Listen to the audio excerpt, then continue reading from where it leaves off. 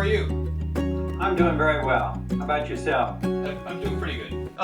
So I don't know if you've had a chance to look at the project at all, but basically what I'm doing is I'm talking to various people representing various archetypes of humanity, and I'm asking them all pretty similar questions. So the first Yes, I have looked at the site, and I've been watching some of the videos for quite some time. I really congratulate you on what you're doing. Oh, thank you. Thank you very much. I appreciate that. So I guess you would know then that my first question to ask everybody is how would you describe the present state of the world? Great question. Well, I think, as Bucky Fuller said, we've got two choices, utopia or oblivion. I would say thriving or extinction. And I don't think there's ever been a time that is more exciting for a human being to be alive on this planet.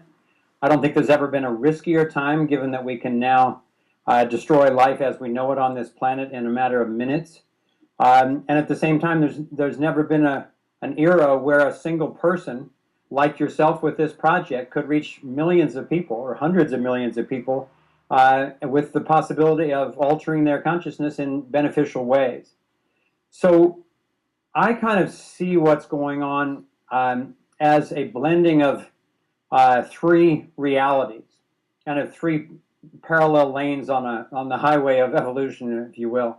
And one of them is just the reality that we all kind of assume and take for granted, that we get from the mainstream media and our education and our families and so forth. And for a lot of people, that's all that exists. Then there's another whole reality that I would call the spiritual reality, which is of the unseen world of spirit, of consciousness, of awareness, of the invisible interconnection between all entities of life everywhere in the universe.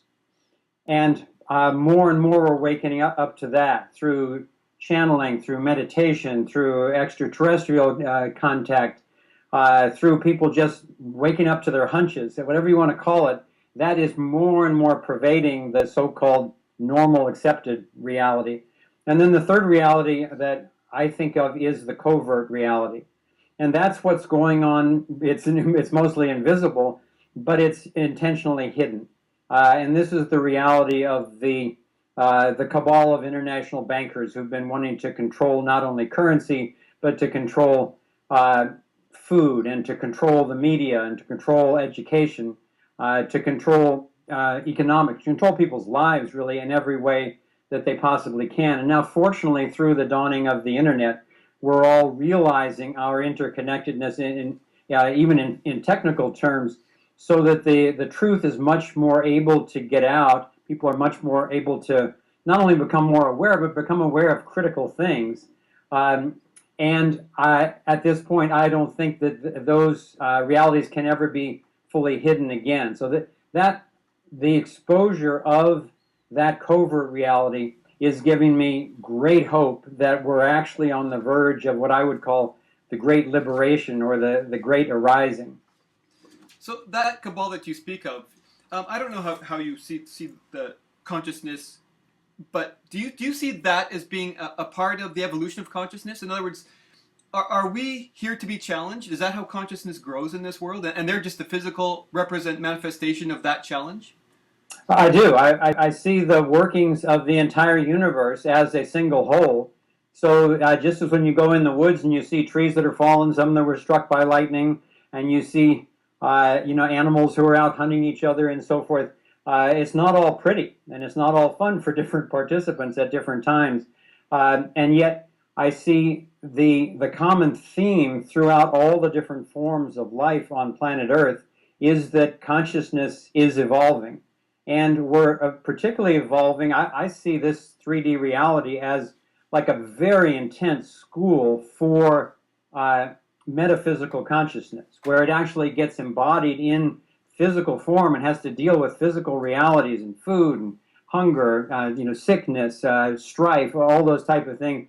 And in the process, I see that the life force itself, literally the universal awareness or consciousness, is using this reality not only to glorify life itself in all of its complexity and beauty, but also to have a school where each of the monads or each of the individual sparks of consciousness that I think each of us and every other being is, has a chance to come up against the constrictions of physical reality and learn in literally in every single moment from the biofeedback of the universe what works and what doesn't, what is harmonious and what is in conflict, what evolves our evolution, and what constricts our path.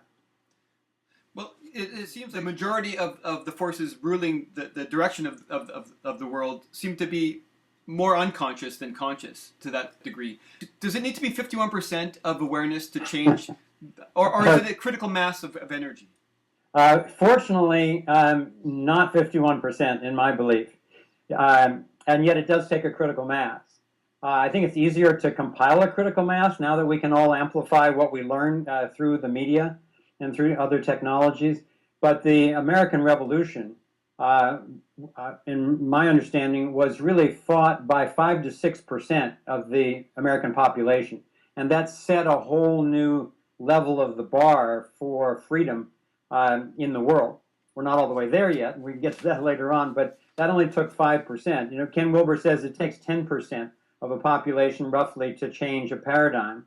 And in Paul Ray's work on the cultural creatives, he's now determined, he's updated his information from 20 years ago when the number of people in Europe, in Japan, and the United States was around 10 to 15% who were actually shaping their lives around social justice, around the environment, around spirituality. And now those numbers are between 30 and 35%. So I really believe that we're actually already there in terms of critical mass of awakened people. And yet at the same time, there are still critical understandings that are missing and actions that still need to be taken. Well, it's a funny thing because I talk to obviously lots of different people from different perspectives, and a lot of people who are spiritual still fall prey to the same inner conflict that the bulk of humanity does. There's competition even between environmental groups. There's competition between spiritual groups. There's competition. It seems like the core is not being worked, being matured in a certain way. What do you feel needs to happen for real change to take place in this world? Well, I think that competition is actually necessary as long as it's ethical competition. I think each of us is here because the sperm that we originally were swam like hell, and actually beat all of the other 60 million some sperm in that particular race. So we all came here with tremendous intention in a natural competition. And at the same time, I think we're having to learn collaboration now at a whole new level in order to survive. The work of Arthur Young on the evolution of consciousness shows that we're in the same phase in human evolution, in the octave, the arc of human evolution that he identifies as the molecule is in the overall arc of evolution in general, from pure energy to light to subatomic particles to atoms to molecules. And then it makes this turn. That's the maximum contraction. And then life energy takes this turn and begins ascending, expanding again into plants which can grow, and animals which can grow and move, and then humans which can grow, which can move, and then can also reflect on itself. And yet in the octave of human evolution, I think we're in that same middle stage. What a molecule had to do was to master ambient energy, inside itself and outside itself. It needed to balance the forces in order to learn to sustain temperature. And once it gained that skill through its own collaboration and competition, then all of life as we know it, including ourselves, is based on that skill. I think we're at that point in human evolution where we're on the brink of self-destruction, and at the same time, we're a moment away in evolutionary terms from actual liberation and prosperity and security like we've never known before. But I think most fundamentally, what it's going to take to make that turn and actually move into what Dwayne Elgin calls the next phase of reconciliation, where we actually learn to be in harmony with our bodies, with our emotions, with our minds, with one another and with the environment. Those are the skills we have to learn in order to survive right now. And in order to do that, I mean, there's been tremendous activity, particularly in the transformation and the consciousness and the spirituality movements and in a lot of social activism. There's been a tremendous amount of work that people have been doing on themselves and then in collaboration with each other to learn those skills. But I personally think the main thing that it's going to take right now is the understanding, and this is an intellectual understanding, it's a spiritual understanding, and it's an ethical realization of what my colleagues and I call a universal morality. I think we've been fooled by government schools and by the military-industrial complex and by many religions and so forth. We've been fooled into a relative morality where, okay, you got your truth and I got my truth, and different cultures can do different things to different people and it's okay. And I think that we're on the verge of a realization that is even more dramatic and profound than going from a flat earth to a round earth realization, to going from thinking that Earth is the center of the universe to realizing that we revolve around the sun, which revolves around the center of the galaxy and so forth. And that realization that I'm talking about is what's known as the non-aggression principle. And in my decades of research for creating the Thrive movie, the one thing that we found in collaboration with my dear wife, Kimberly, who's the co-creator of that film, is that no one wants to be violated against their will.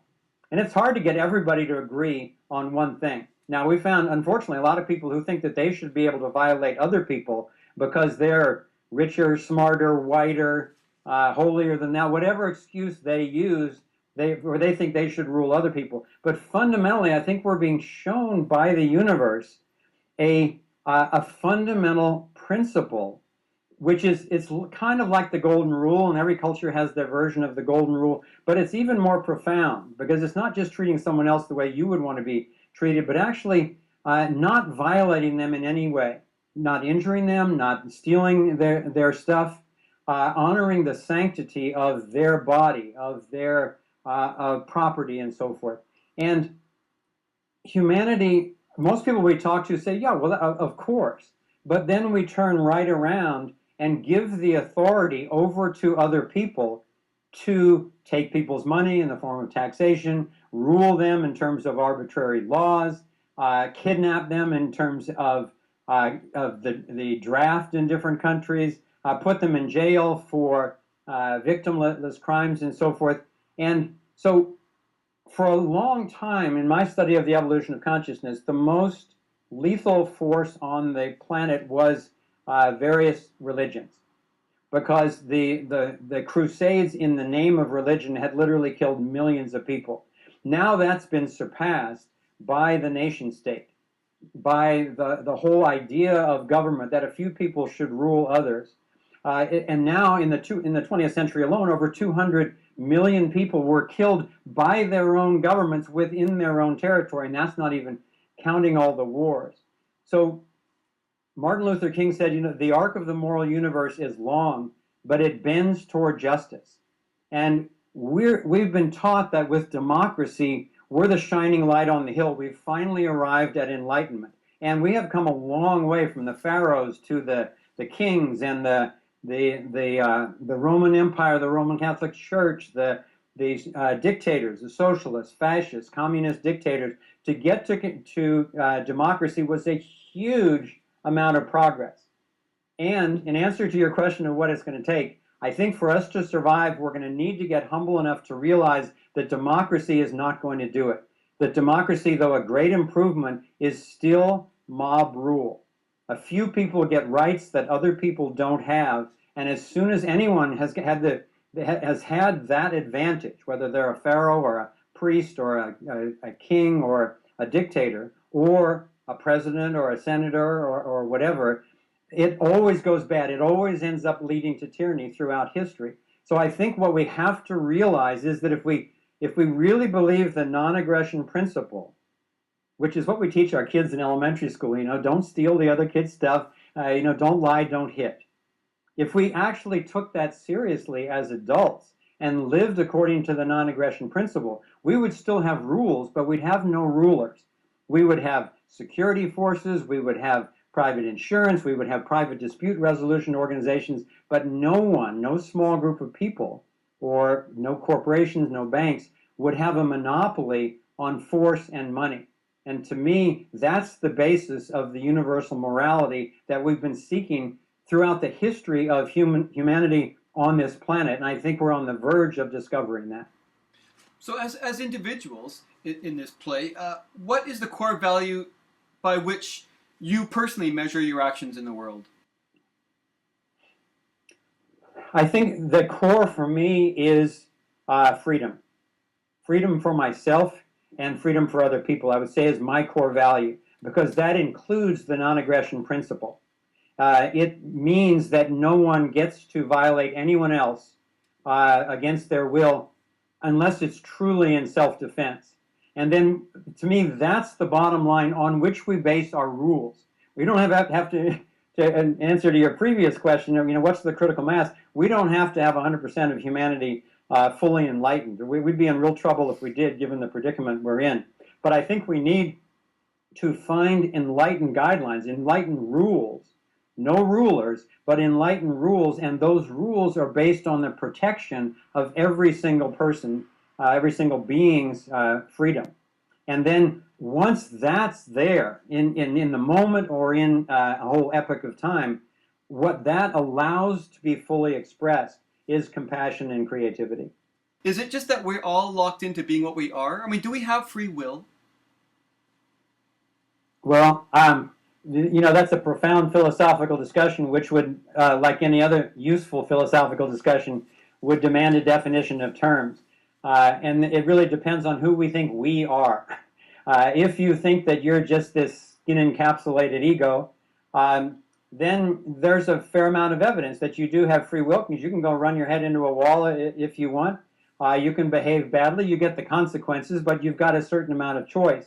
And at the same time, if you, in the course of your spiritual growth, expand your sense of identity from your body to your awareness, to your interconnectedness with all beings on the planet, to your interconnectedness with the entire universe, then once you reach that interconnectedness with the entire universe, then we can realize ourselves as a tube, what we call the torus in Thrive, this donut-shaped spiral vortex. In fact, I have one on my desk here. You can see it. This is a torus, and it's a distinct entity from everything else around it, and yet it's got a hole in the center. So it's both distinct and unified with the rest of the world at the same time. And that's what resolves that question of free will for me, because I do observe that I have the I that means something to me, this observer which transcends all my physicality. It's been there, every cell in my body has changed to a new one within the last 7 years, and yet who I identify as I is still here. So there's some metaphysical entity that is both, I can individuate, I can identify that as individual, but at the same time, I see that as simply an expression. It's the entire universe expressing itself through my torus. So I think that recognizing the free will that we have, just like I can hold my breath if I want, I can go and hold my breath through my free will. But after a minute or two, I'm going to need to surrender to something bigger than myself because I'm being breathed by the universe. So I was a peak performance athletic trainer for a long time, and I would teach athletes, you got to balance those two. You need to surrender to being guided by the universe in everything that you're doing to fulfill your intention. And then at the same time, after an event or between points, if you're a tennis player or whatever, you need to surrender to the universe to allow yourself to be breathed. You need to pant to recover your breath. So I think that we have something very valuable called free will, and it's in the larger context of purpose, because purpose and free will to me are different. I observe that, as far as I can tell, there's nothing in the universe that I can identify that exists except on purpose or by purpose, whether it's a chair or a cell or a human being or the galaxy itself. Whether we know that purpose or not, it is in the process of fulfilling purpose. And each of us as individuals go through different phases in our life when, one phase will be more seeking, another is finding, another is integrating, another is teaching. And yet all of those, to me, are simply different dynamics. They're like the colors on this torus that's constantly unfolding, and yet they're all part of the torus of ourself, which to me is the torus of purpose. It's the torus that we are, whether it's our skin or the energy around our body. It's in a toroidal shape, and to me, that has all those different aspects, and it's always got direction. Well, everything in the universe has direction built in, and it's up to us not to just make it up, but to discover it within ourselves and then align our action with that. And when we do, not only are we more effective and productive and happier, but we have the opportunity to actually experience that we're leading fulfilling lives. So what practices do you do to hone that experience, that understanding? Well, there have been many, many throughout my life. I started with sports, and then Zen meditation, went on to yoga and self-hypnosis. Then martial arts. I trained and taught the nonviolent martial art of Aikido for 15 years. That was really my primary teacher about how to become one with the universe and become powerful and gentle at the same time, and to use that power in nonviolent ways. Now I meditate, I swim, I got a lot of insights from training at the Monroe Institute, and I also I ran a company in Silicon Valley for 8 years called Mind Center, where we created the state-of-the-art in brainwave biofeedback technology and used that to help people relax, to get more creative, to reduce stress, and also to accelerate their spiritual realization. That's something else I've been very interested in, what you call the zone. Everybody, yeah. Athletes have experienced that, artists experience that, everybody experiences the zone. It's almost like that's a commonality that everybody can understand, even though it's abstract. Well, let me mention the consulting service that I had for many years was called Zone Sport, and the point of it was to assist very accomplished athletes already in learning energy principles whereby they could more voluntarily access that zone. You see an athlete come off the court sometime and they lost, and it's just a bad day. I just couldn't find it today. So what I was helping people do was learn the energy principles by which you can center, by which you can relax, by which you can connect with everything else, and then send your energy out effectively so that you can actually put yourself in the zone. And to me, it's much bigger than winning some sporting event. That zone is an indication of the experience of, or the state of, what I would call love. In the martial art of Aikido, the Japanese kanji for I, means to meet or to merge or to come together. It means the great love, being at one with. And the athletes that I worked with, ultimately, of course they wanted to win, they wanted the money if they were professionals and all that kind of stuff. They wanted the recognition, but ultimately it was being in that state, that state that they had loved as a kid when they first picked up a ball and a bat or something like that, and then later on in life that they just came to know that state, whether it was in a sport or making love or talking to a friend or consoling someone who's in distress, that state of being connected with yourself, with another, and with the universe, I think is what we're here to learn, and I would call that the zone, and I would call it love. And link with intent. Yes, exactly. Align your intent with your purpose, and align that with the natural flow of energy in the universe. And that's what this toroidal awareness is, because as far as we can tell, every energy system in the universe, from a galaxy to a solar system to a planet to a cell to a human being, is this toroidal form. It's the only form by which the universe sustains a healthy system. And given that we're having to learn how to create healthy systems in order to survive, it would behoove us to pay attention to what the universe does. And what the universe does is create these whirling vortex systems. So we need to learn how to tune our own bodies that way, and then to allow our emotional torus to flow, and our mental torus, and then to recognize that same wholeness in the hydrological cycle. and in the atmosphere of the Earth. To further answer your earlier question of what's it going to take, and that's the question we asked in our movie. The title was Thrive, What on Earth Will It Take?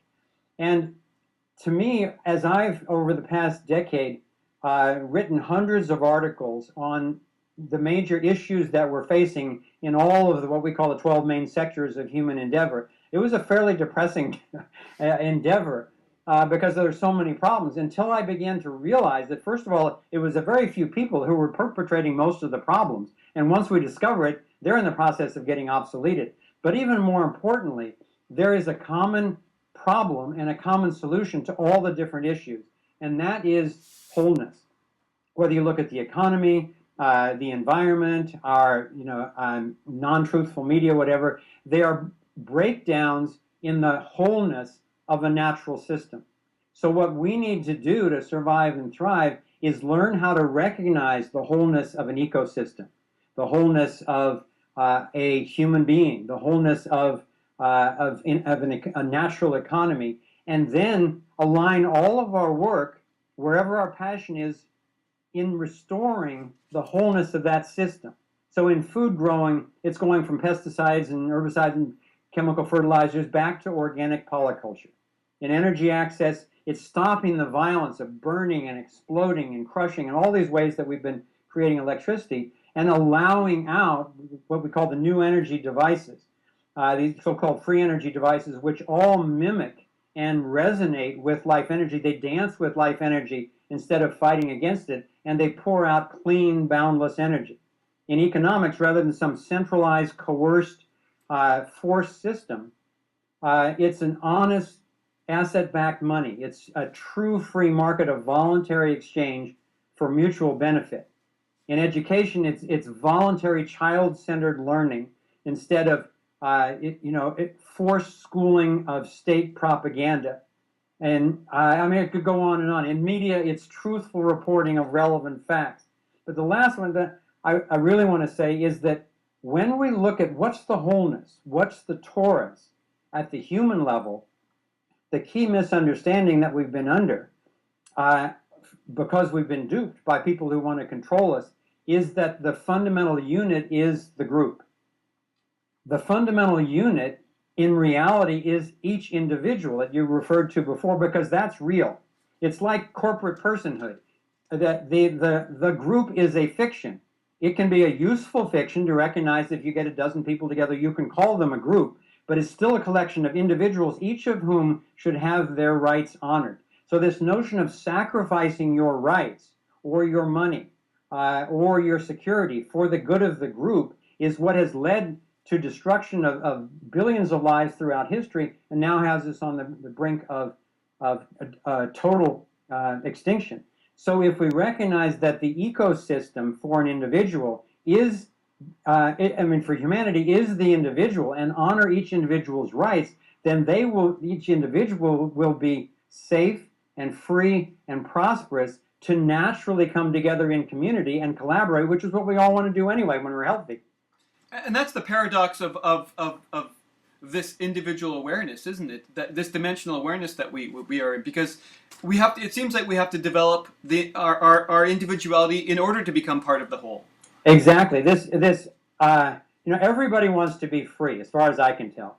If you might want to be led by someone that you respect, but you want to be free to choose whether you are join an organization or not. But the key, I think, that's emerging now, because I've been invited to many, many conferences, festivals, events, and so forth over the last few years that originally used to be music, or they were meditation, or they were dance, or they were economics, or they were UFOs, or they were energy, whatever. And now, when I'm invited to those things, I find that they really want to be in this conversation. Of course, they want to dance, they want to have a good time, they want to eat, they want to commune together. But every single one of whether it's interviews on the radio or conference presentations or festival events, people want to be in this conversation of how do we match our inner liberation with our outer liberation. because if you can't go too far in liberating yourself if you don't pay attention to everyone that's suffering around you, and you can't go too far into your activism to try to create more social justice or environmental restitution if you're not also in the process of liberating yourself inside. So I think we're at that moment in history where things have been contracting tremendous. I mean, I'm a geometer by trade. I've been studied cosmic geometry for my whole life. So I've got all these models in my office. There's one that might be useful to describe this. This is a model that shows the duality of natural geometry. In the center here, in red, we've got a cube. The dual, the partner geometry for the cube is the octahedron. And if the cube expands at the same time its dual, in green, is the octahedron will contract. Right. And really what's going on in the universe is this pulsing between duality all the time. So we're going through the most major contraction in history with looking at the possibility of a global police state. And at the same time, there is emerging and expanding the greatest spiritual movement for liberation, decentralized, non-dogmatic, that any of us have ever seen and throughout history. So I think we're right at that turning point, and maybe the end of the Mayan calendar, the astrological era that changed then is supposedly the beginning of the dawning of the age of Aquarius, this new awareness coming in. And I do believe that that our consciousness is now integrating the rationale of logic, of the universal morality, along with the metaphysical, the spiritual experiences of oneness, of interconnectedness, of inner guidance. Wow, you're awesome. I'm sure you've done interviews before. It's a tough position in a way because you go through so many points. I try to remember something to go back to, but you've got like the 3 or 4 things ahead of that they're all equally as exciting. So I end up just listening and forgetting about what I was going to ask you. Well, I love your questions. And as I've listened to some of the other interviews that you do, I just really admire that you and your team is willing to ask the big questions, the core questions that most people get kind of embarrassed sometimes to be asked, about purpose and free will and the state of the world and what can we do. This is actually what we all want to know, but it's not actually brought up in regular kind of social interactions these days. So thank you for doing it on a very big scale. Well, what's really interesting for me is when I ask somebody who's not used to those kind of questions, whether it's Noam Chomsky or Gwynne Dyer, somebody who's very practical-minded people, very brilliant men and very lovely people. And I do try to poke them in areas that they're not necessarily used to being poked in, just to see. Because I agree with you, from my point of view, and this project is trying to bring everybody into it. That billionaire capitalist has a purpose, has a role in the unfoldment of the universe, just as you and I do. And somehow it all has to be integrated, from my point of view. Well, and I love that you have the arts at the core of what you're doing. Right. The arts is one of our 12 major sectors, and I've never seen a culture that survives without having really vibrant arts. And usually the ones that have faded, you see the arts go first, and unfortunately it's starting to happen in many schools and so forth. But the fact that you in a sense started with a song that really meant something and invited people to resonate with that melody, with that melody all over the world, I think gives a lot of strength to your project. Because I know that when we made Thrive, when we had the first rough cut done, the guy that we had selected to do the original score for the film, he said, "Oh, good, congratulations, you're 49% of the way there." And I said, "What do you mean?" And he said, "I'm talking about the music." So I wasn't sure exactly what he meant. I know music makes a big difference. But when he finished 3 months later, writing and integrating the music into the film, it was at least twice as powerful, because we explored a lot of very challenging subjects, but in a very intentionally safe way. And the music that we put in to accompany the film allowed people to feel safer and to open their hearts, open their minds in a way that we're not as apt to without the accompaniment of harmonious arts. Let's put it that way. Well, good. Then you know what's coming at the end of this. Well, you know, I've heard about that. and also, you know, it's interesting just because music is a common denominator. Whether it's a billionaire capitalist that wants to wake up richer than he went to sleep, he still loves music, and he relates with his soul to music, even Yeah. though intellectually you might, spiritually or philosophically, you might have a total different point of view. Absolutely. And we're really seeing that also, that the people who are passionate about nature, are passionate about geometry and mathematics and sports and economics and so forth, are beginning to move to a level where people are seeing that it's all about pattern. Right. And we are made of the very geometries of nature. And that's why we resonate with them when we see, you know, the beauty of the patterns of nature, because that's who we are. Now we've got to take the next rigorous step of having systems, communication systems, economic systems, agricultural systems, and so forth, which are in complete alignment with those natural patterns of nature. And it seems that those patterns are dimensional. That it takes a subtle understanding to see the patterns that aren't so obvious, that are moving everything that we don't see.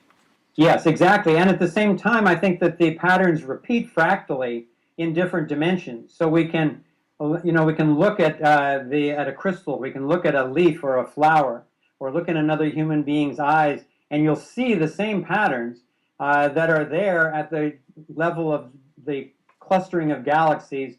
Or I spent several years 3D computer modeling the periodic table of elements in a whole new way that hadn't been done before. And it was all based on 16 understandings that I had about the natural patterning of nature.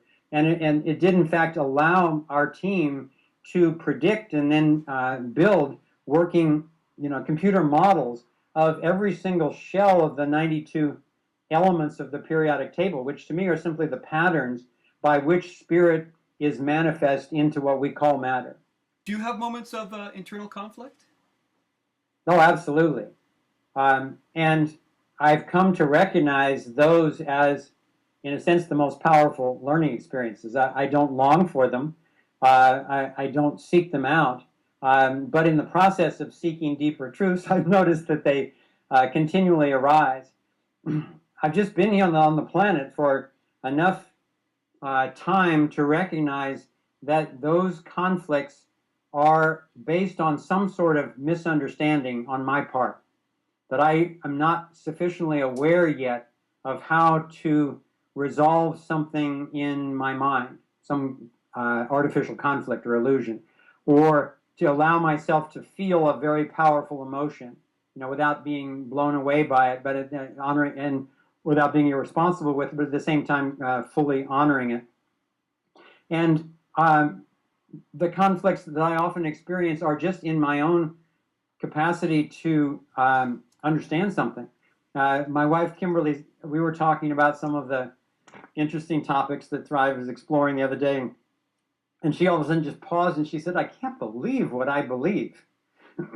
And for both of us, it's really nice that we have each other to talk things over with, because most people would think that, or at least before Thrive came out, they would have thought we were crazy talking about free energy and extraterrestrials and banking scams and, you know, ancient culture visitors and all this type of thing.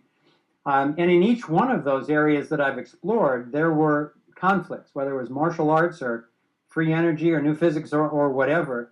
But if I stuck with them, the conflicts would always end up resolving themselves at a higher level. I remember I read once that somebody asked Gandhi's wife, "What's so special about your husband?" And she said, "Well, you know, he's just like the rest of us, except that his thoughts and his speaking and his action are one." I think Gandhi was someone who had spent a long time really working on resolving the conflicts inside himself, and someone who had also come to the realization of what he called Hind Swaraj, which is self-sovereignty. It's the very same non-aggression principle, self-ownership, non-violation that I was talking about before. So I honor the conflicts. They don't happen as often, and I'm usually able, particularly through my Aikido practice, to get out of the way and go with what I'm trying, what the universe is trying to show me a lot more easily than when I was younger and stronger and more stubborn. So in that moment, though, in that moment when you feel that contraction and you feel that that constriction in your belly, maybe, Yeah. what do you do? How do you pay attention, and what do you do physiologically, emotionally, intellectually, spiritually? Yeah, that's a great question, and what I found works best for me. I don't always remember to do it. I try to remember as soon as possible. Is first of all, I just pause, and in that pause, I drop my shoulders, drop my belly, any tension in my body. What in Aikido they call weight under. Just relax, and then I just tune into my breath, because in relaxing my body, then I'm able to follow a free process of breathing, which was being constricted by holding my body. And then as the breathing goes free, then I allow whatever emotion was what I was stopping to come up in a manageable way. And then I found that in the process of allowing the emotions to flow, at the base of fear, I've noticed that the emotions kind of stack in our bodies. That when we're feeling normal, healthy and so forth, we're not paying attention to our emotion. But if something triggers our fear, what we call fear, we're getting an abundance of vibration, an overstimulation in the belly, and we've come to call that fear in our culture. And if we're not comfortable with being afraid, then we clamp down on that, push it up into our chest and throat area, and then we've lost our connection, and that feels like sadness over loss of a dream, a loved one, an outcome, whatever. And if we're also not good at allowing ourselves to be sad and to process that, we clamp down on that, and that pushes it up into the face, and that comes out as anger. And if we stop that also, not to take it out irresponsibly on anyone, but if we don't allow ourselves to be angry responsibly, then it pushes the emotional energy right out of our body, and that's the beginning of depression. We've literally depressed all of the natural emotion. So when we come back into healing, and this is kind of the process that I was describing, if you relax and allow yourself to feel, oftentimes anger is the first thing that you feel, because that's the last thing that you repress. That's your body trying to wake you up, get your attention to take necessary action. So if you can allow yourself to feel angry responsibly, then it disappears and the sadness comes up. You allow yourself to cry, or just sit with the sadness, whatever, and that goes away, and then the fear comes up. And if I allow myself to feel the fear fully, then it too disappears, and the energy of my emotional body then goes back to the center of my physical body, and I'm once again aligned. And then you feel good again. And the neat thing is that's the contractive side. That's this again. That's Right. the contractive energy moving in. But the expansion on the other side is that when you're feeling healthy, then your energy starts to rise up your spine again, but this time in an expansive way. So you get this stimulation in your gut, and it's excitement, and it keep expanding it and moves into your heart, and it's enthusiasm, entheos. You're in God, and if you keep allowing it to expand, it comes out and encompasses the head, and you're smiling, and it's happiness. And if you let it fully encompass your energy body, I would call that bliss. And the bliss is a very healthy state for healing, for intuition, for learning from the cosmos. And at the same time, it's not all that good a state for doing an interview or driving a car or managing some difficult mathematical problem, because you're not focused in the mental level. But the freer one is to allow the contractions to disappear on your body, your emotions, your mind, and your breath, the freer you are to then be in that state of centered energy, which naturally expands to the next level that you're ready for. So you mentioned the word God. How would you define that for us? Well, God for me is simply whatever anyone chooses to use that word for. I rarely use it because it's so misunderstood. We all have such different definitions of it. If I had to define it and I knew somebody really wanted to know what I meant, I would call it the life force itself, the boundless universal life force that is behind all of the arrow of time, the direction of evolution of consciousness toward more awareness, more complexity, more love, more compassion, and so forth.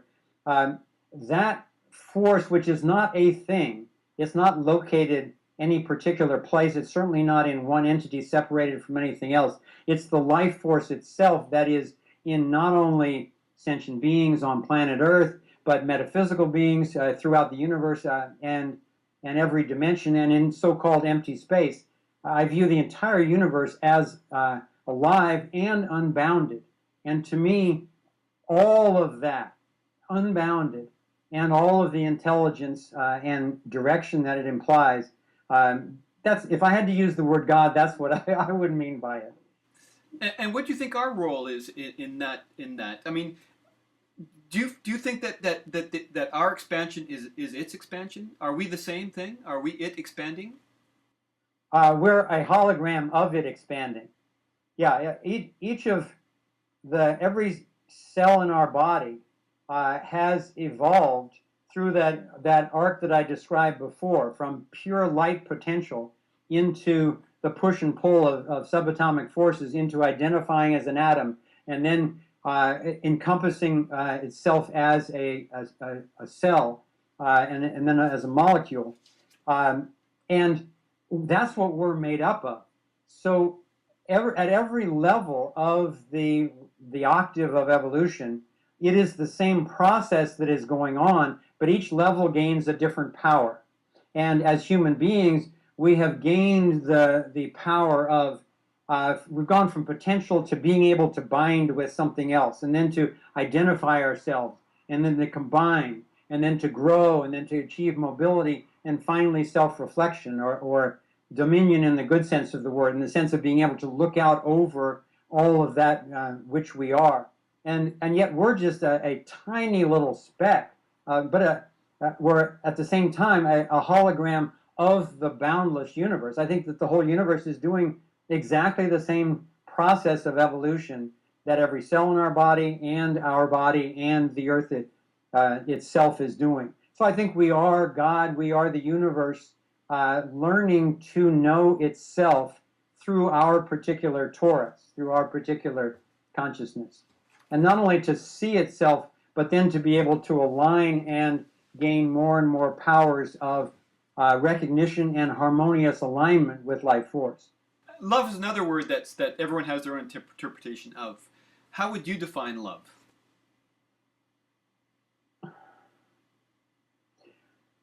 Well, for me, love is most fundamentally a state of being.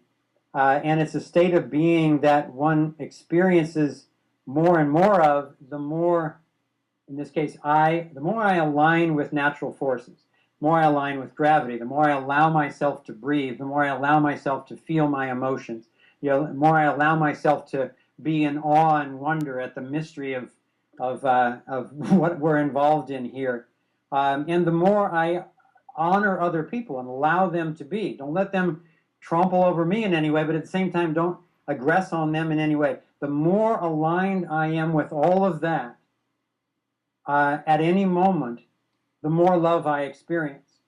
And I mentioned before that the I in Aikido means the great love. It's not the love of, well, I used to be in love with her, but I don't think I am anymore, or I love this person more than that. It's not that kind of relative changing love. I think what O-sensei, the founder of Aikido, meant by the great love was this realization of oneself as the universe, and then the practice of bringing each aspect of our body, of our emotions, of our mind, and of our spirit, and of our relations into alignment with those natural forces. And in watching myself, the more I do that, the more love I feel. The more I see that in other people, the more I see that they experience themselves as lovable and are more capable of loving others, and also in surrendering to this incredible bliss of being in love with the universe that we actually are in the boundless reaches of our realized identity. Have you always thought like this, or was there a defining moment? Was there a defining moment in your life that shifted you, or has this been a steady progression? There have been many. One of them, maybe the earliest one that I remember, was the one that I depicted with some graphics in our movie Thrive, where I was riding on a school bus, and I was looking out the window and just sort of daydreaming, and I was thinking about energy because just not too long before then, I had been, in my 6th grade elementary school class, and we had done our first air raid drill. And we had been told about the possibility of nuclear war. And so the siren would go off and we would all dive under our desk and cover our heads. And I remember vividly sitting under that desk with my arms over my head saying, I don't think this is going to help. And if this is the best the adults have to offer me in relation to this explosion that they're describing that somehow they created, I got to figure this out. And I frankly became obsessed with energy, and went on a fast track in physics in high school and spent all my free time in the lab doing energy experiments. And really, that was what I think led to this daydream that I had on the school bus, where I was looking out the window and all of a sudden I was seeing this whirlpool vortex kind of floating in the air. And then the vortex turned into a solar system, the sun at the center with the plants going around the outside. And then that changed into an atom, which was the nucleus at the center with the electrons, the way they were depicting them in those days, going around the outside. And I saw the similarity. And then I saw actually myself in that pattern, and I just had this whole body realization that there is a fundamental energy pattern in the universe, and I am that pattern somehow halfway in between a tiny little atom and a vast solar system. And I need to figure out what that pattern is so that I can do everything in my power to keep us from blowing ourselves up. And my first major activism was in the Nuclear Freeze Initiative. And then I spent a lot of years working on both energy studies and consciousness studies, new physics, that finally led me to the realization of the fundamental principles of a unified field theory that ultimately took me into the laboratories of a number of free energy inventors who had working devices sitting on their bench that I got to experience. And it just moves you to tears to realize there's absolutely no good reason to be polluting the skies, causing asthma, taking other people's natural resources and fighting wars when we already have multiple technologies which dance with the universe and then flow out, boundless, clean, inexpensive energy. And so I would say that was the first turning point, because I finally resolved this issue of how can we be powerful and gentle at the same time. And the realization of that vortex pattern, led me to Aikido, and it led me to free energy, and it led me to even understanding economics and ecosystems as an expression of personal liberty, collaboration amongst human beings, and then technological harmony with natural principles. Wow. You're a real treat to listen to, I got to tell you. Thank you. I appreciate that. This is really an honor to be invited onto this program. Oh, it's our honor. So, the last thing I ask everybody is, and everybody gives such wonderful, profound statements. If you could have a public service announcement to the world, if you could give a message to humanity, what would you say?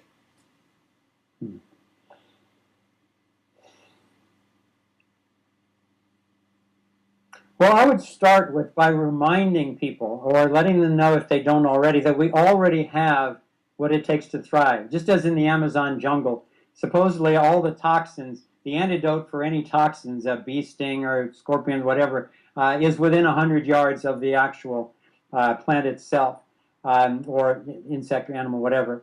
And in the same way, I think that the planet provides for all our needs. I think that we already have on planet Earth what it takes to thrive. We already have enough food, clean water, plenty of energy, and we need to wake up from the illusion of separation as beings and the illusion of scarcity as a civilization, and the illusion that aggregated authority is even safe, much less our savior. So we need to recognize enlightened rules protective of individual rights, not coercive or aggressive in any way, rules but not rulers. We need to learn to recognize the wholeness of natural systems, wherever and whatever they are, and then do everything in our power to restore that natural wholeness. And if we can, in time, which I'm very optimistic that we can actually not only survive on this planet, but we can thrive in love with each other and in a healthy ecosystem. Thank you so much, Foster. This has been marvelous. Thank you.